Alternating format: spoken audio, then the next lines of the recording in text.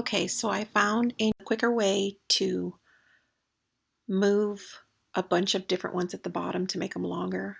I did not realize this. See, you learn something every day. So I'm going to bring this one down. See how long it is? In my last video, I had left them long, and so it left this very long trail that I had to do. Well, I didn't realize that this little button, if you move it, it'll make it super small. And then every one you move down after that will stay small too. So much faster. I still wanted to make a longer video. See, this is a 6-minute video, but this is so much faster than having that long trail. So see here, I'm already at a minute.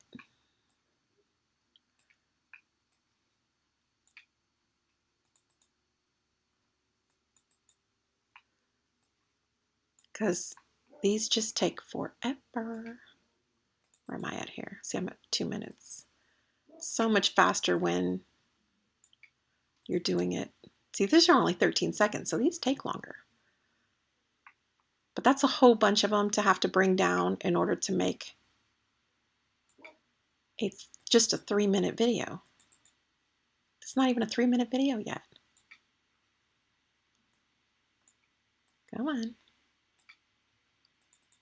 And this is why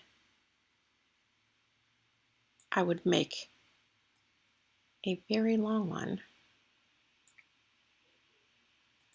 Okay, so that's a 3-minute video. Look how many of these little snippets it took to make one little 3-minute video. That's crazy. So then I would just export it. And if you wanted to, you could export it and then bring it back in as a 3-minute video and then put two side by side and export it and make a 6-minute video as your backdrop, your continuous backdrop for your green screen. Okay, I hope that helped. I know that that last description was kind of long and I didn't even know why it was so difficult, but now I do.